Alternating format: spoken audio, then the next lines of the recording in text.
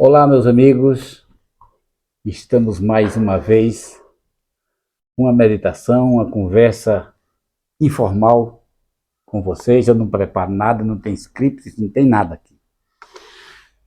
Eu faço questão de conversar com vocês o que eu sinto no meu coração, o que brota do meu entendimento. É isso que eu falo com vocês. Então não tem nada, nenhum script pré-pronto, não tem nada. É tudo no improviso. Eu costumo fazer isso para que eu possa transmitir a minha realidade, o que eu sinto, o que eu penso, o que eu creio. E eu estive pensando essa semana sobre um assunto muito interessante, sobre, como sempre, né, como eu tive uma formação religiosa, e geralmente isso fica impregnado na nossa mente. Por mais que você não queira ser, mas eu creio que todo mundo ele tem uma veia religiosa, uma veia espiritual que ele tem que crer em alguma coisa. Eu costumo ver que quem é cristão acredita no cristianismo. Quem não é cristão, ele acredita seja lá no que for. Na natureza, qualquer coisa, ou no nada. Eu costumo até conversar com as pessoas e dizer que o acreditar no nada é difícil, é muito mais difícil do que acreditar numa coisa que a gente criou. A gente criou porque eu digo, foi uma herança genética. Você, quando crê numa determinada fé, que você herda de seus antepassados, você acredita naquela hereditariedade, naquela tradição, podemos dizer assim. Mas, de qualquer forma, você tem que crer. Agora, no crer, no nada, é complicado, né? Por isso que eu digo que a pessoa tem que crer em alguma coisa. Eu respeito todas as crenças, respeito todas as ideologias, desde que eu que respeite-me no que eu penso. Eu respeito as pessoas no que elas pensam. Mas também não sou ouvido mercador de ficar ouvindo coisas que eu não creio, né? Não acredito. Então, muitas pessoas querem incutir na mente da pessoa uma coisa que você não tem sentido. Para você não tem sentido. Mas eu costumo fazer a mesma coisa. Eu creio, tenho minha crença e exponho aqui nas redes sociais para que vocês entendam e vejam como sou eu. Eu não estou querendo insinuar nem catequizar ninguém.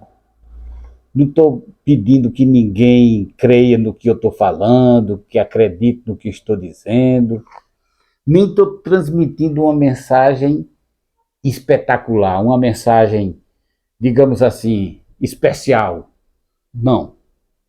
Como fala a palavra evangelho, né? Que significa boas novas.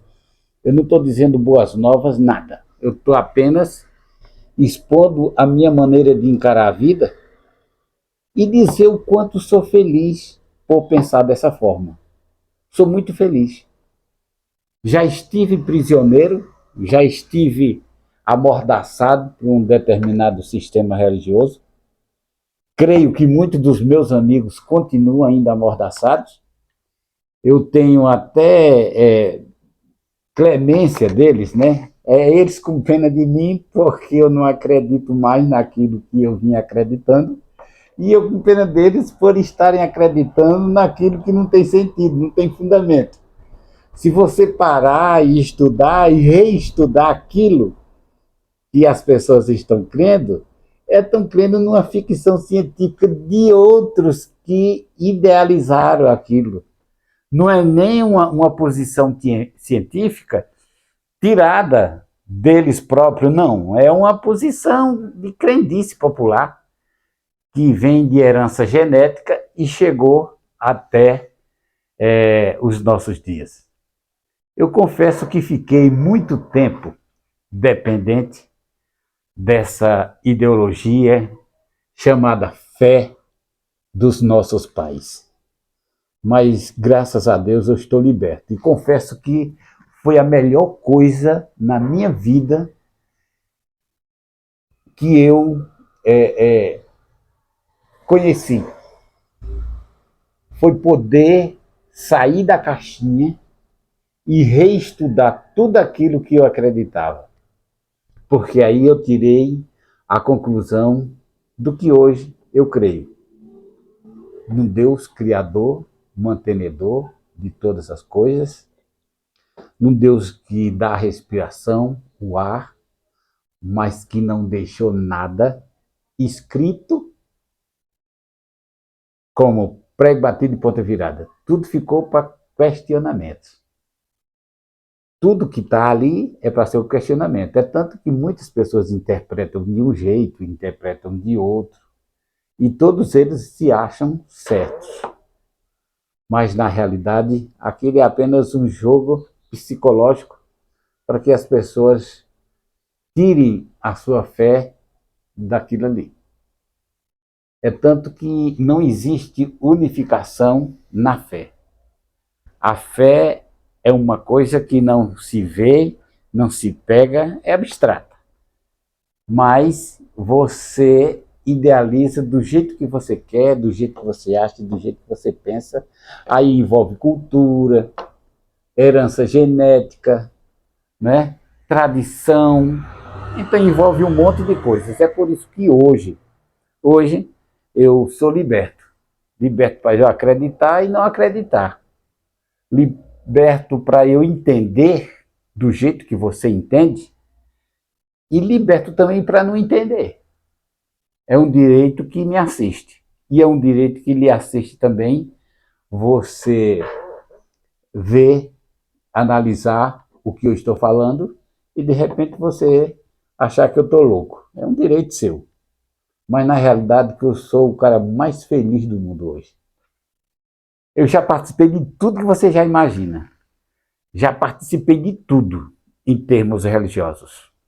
E a conclusão que eu tiro foi, sabe de quê? De que tudo vale a pena enquanto você crê. No momento que você descrê, começa a questionar, já não tem sentido você fingir ou seguir uma tradição que não leva a nada. Entendeu?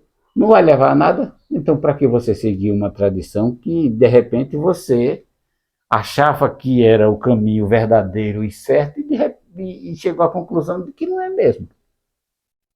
E uma coisa, Deus não leva em conta o tempo da ignorância, mas a partir do momento que você tem o conhecimento, aquilo ali já passa a uma esfera de razão.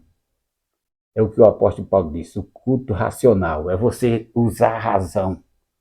Será que eu estou fazendo certo porque eu creio? Ou eu estou fazendo dessa forma porque alguém disse que eu deveria crer? Porque se é isso que está acontecendo, aquela fé é vã, não tem sentido. Existem muitas ideologias, né?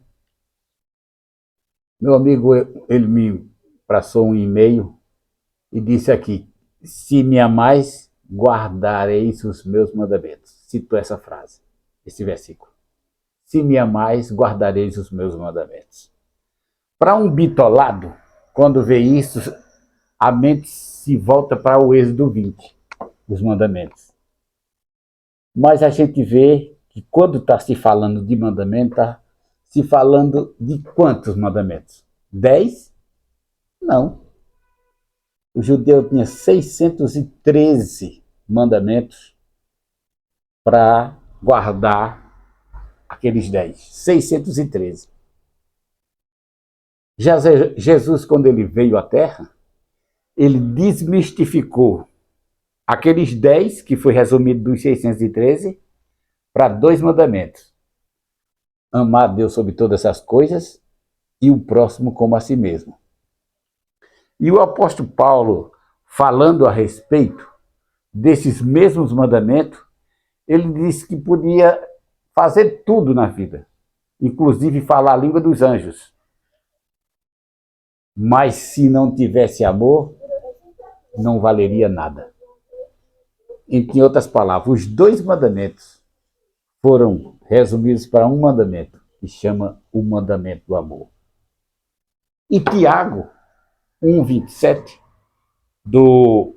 um dos irmãos de Jesus, ele disse que a verdadeira religião é atender os órfãos, as viúvas em suas necessidades. Então, quando o indivíduo ele atende aquele mais carente, aquele que está mais precisando, isso chama-se a verdadeira religião. Essa é a verdadeira religião. Então, de 613 mandamentos, foi baixando para 2 mandamentos, chegou a 1 mandamento, e depois nem aquele, se resumiu no amar o próximo como a si mesmo e atender os carentes, as pessoas, as viúvas, enfim, o seu próximo que está ao seu redor em suas necessidades. Essa seria a verdadeira religião. Qual é a conclusão que eu tiro? Eu não posso colocar aquela frase que se me amares guardareis os meus mandamentos como se fossem os 10. Em outras palavras, não seria nem os 10, né? Porque existem muitas divergências a respeito disso. Na realidade, estava se referindo ao sábado somente, né? Quando fala, se me amares, guardareis os meus mandamentos, na cabeça de uma pessoa que guarda o sábado vai dizer que estava se referindo ao sábado. Mas na realidade, não. Mesmo que fosse os 10, mesmo assim as pessoas não guardavam. Sabe por quê? Porque Deus olhou do céu à terra e não viu nenhum justo. Ninguém guarda.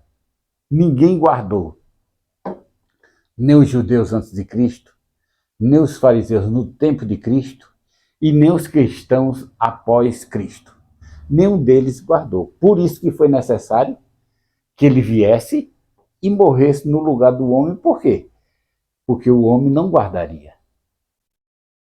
Então, essa ideia de que deveremos guardar, isso é uma ficção do Velho Testamento.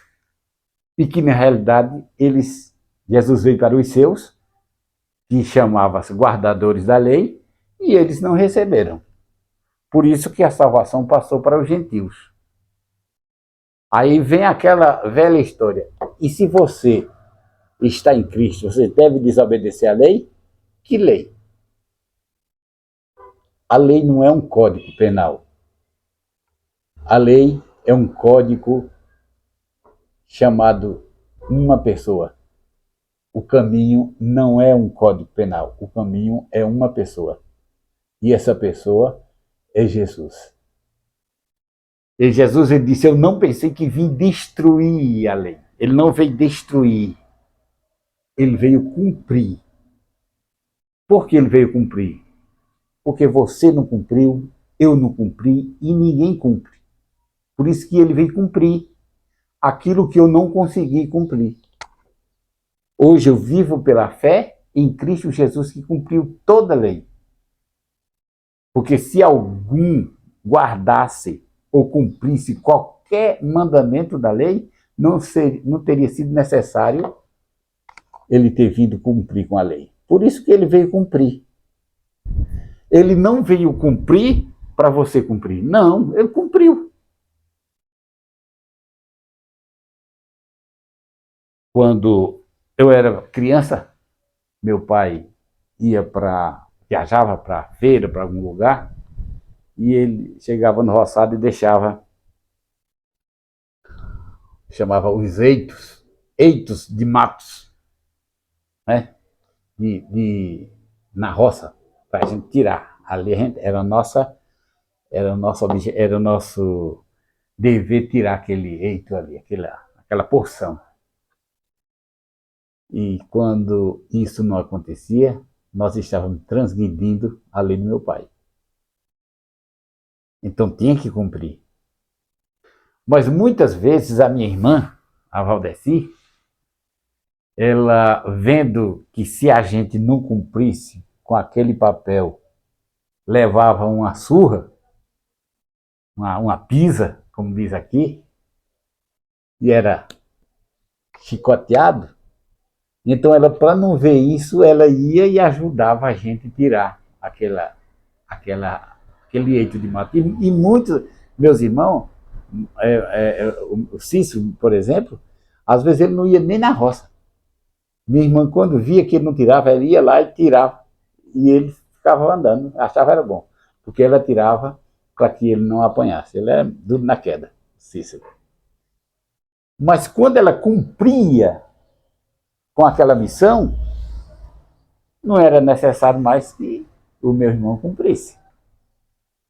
Porque ela cumpriu. Não teria graça se ela cumprisse com aquela ordem de meu pai, e quando o Cícero chegasse e disse, olha, eu cumpri, limpei o mato para você limpar, para você continuar limpando. Não, já estava limpo. A mesma coisa é referente à lei. Jesus veio cumprir. Ele cumpriu. Ah, não, eu tenho que cumprir. Não, você cumpriu.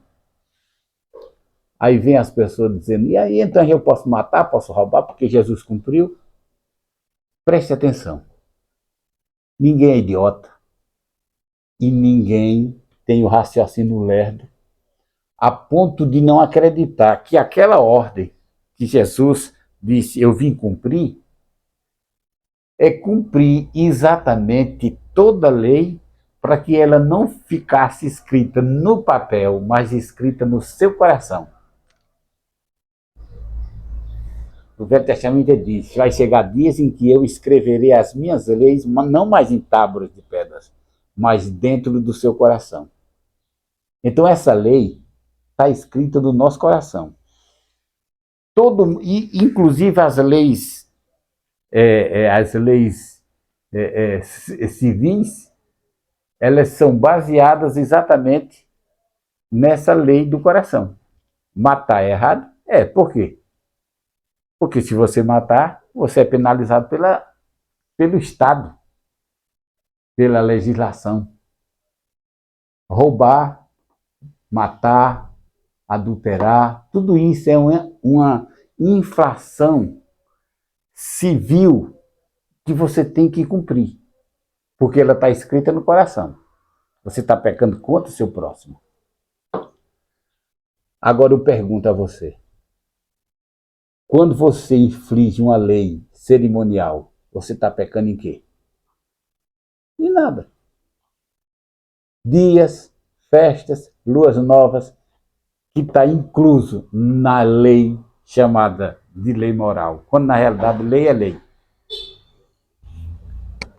Está escrito a lei moral? Não. Quem fez a divisória foi o ser humano, para canonizar aqueles 10. Mas na realidade, as leis de Deus, ela está escrita no teu coração.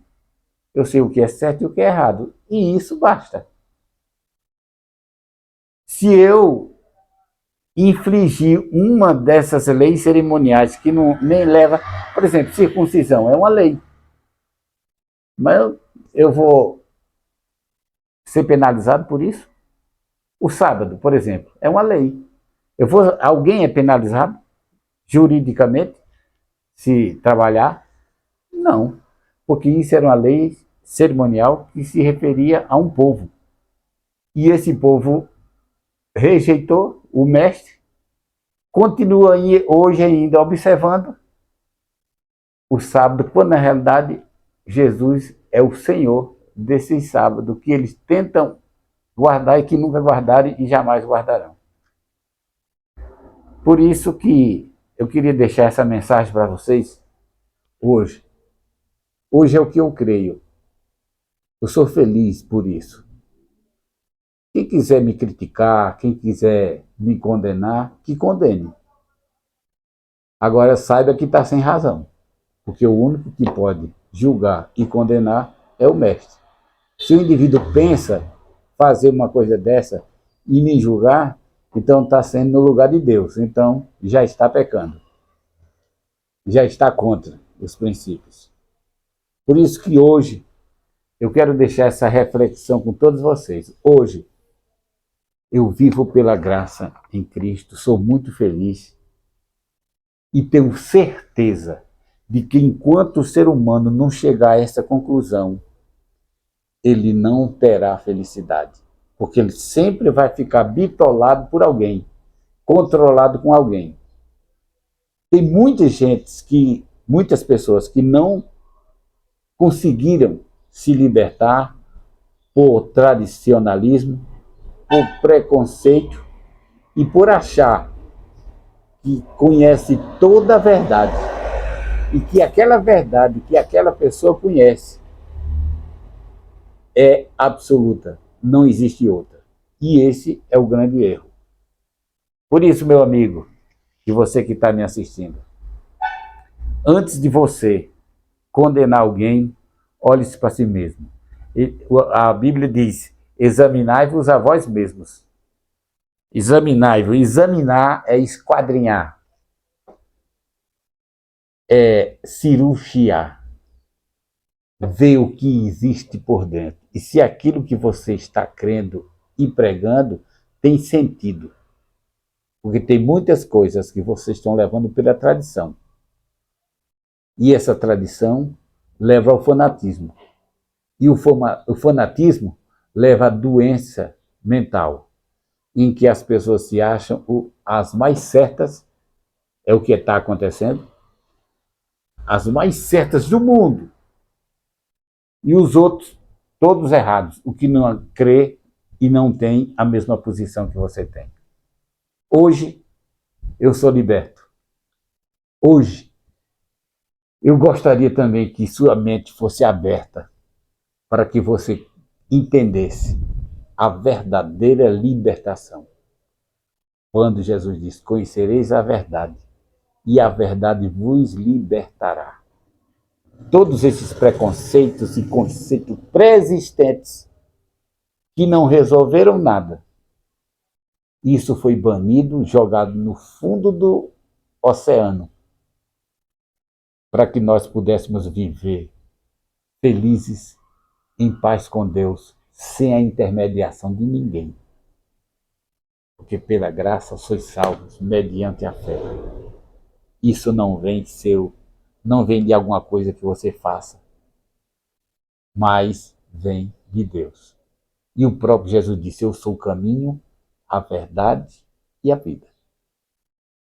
Não é dia de festas, nem luas novas, nem tentativas de fracassar como os antigos fracassaram, que você vai conseguir a verdadeira libertação. Mas é aquele que conhece a Jesus. Se você crê em Deus, verdadeiramente você será livre. Porque ele disse: vinde a mim os que estão cansados e oprimidos, e eu vos aliviarei. Oprimido o quê? Oprimido conceito, preconceitos, tradições. Então deixa tudo isso e vai a ele. Porque o jugo de Jesus é diferente do jugo da religião. O meu jugo é suave. E diz que o fardo de Jesus não é como a lei dos mandamentos, que acarretava pesos sobre as suas costas, que nem mesmo os fariseus conseguiam mover. O peso de Jesus é suave e leve. Que você, neste dia, possa meditar e refletir sobre essas observações. Não estou catequizando ninguém, não estou ensinando ninguém. Não. Não estou tentando te convencer de nada. Eu apenas estou dizendo a verdade que eu creio hoje. E que eu tenho certeza que eu tenho convicção da minha felicidade, da minha libertação. E se você olhar um pouco para dentro de si e você questionar algumas coisas que talvez você nunca questionou, você possa se libertar. Não estou dizendo que se liberte como eu, da forma que eu, mas você vai se libertar. E vai entender de que muitas vezes você está dando murros ao vento. Não está servindo para nada. Mas se você pensar direito, você vai ser verdadeiramente feliz e vai chegar à conclusão da plena felicidade em Cristo Jesus. Amar uns aos outros, assim como Cristo nos amou. Servir aos necessitados que estão ao seu redor, assim como Tiago falou. E conservar, acima de tudo, o amor. Mesmo que eu fale a língua dos anjos, mas se eu não tiver esse amor, chamado amor de Jesus, nada disso tem nenhuma importância. Que Deus possa nos abençoar e que essa mensagem de hoje possa ficar na tua mente, que te faça refletir. Não quero que você aceite o que eu estou te falando. Eu quero que você pesquise por você próprio. Examinai-vos a vós mesmos, para ver se realmente estáis na fé. Se é essa fé que você tanto prega, tanto crê e tanto ensina aos outros, se ela é saudável ou se é apenas uma ficção da tua mente e da tua tradição, às vezes até cega. Pense nisso. Deus te abençoe e te faça verdadeiramente livre. Um abraço.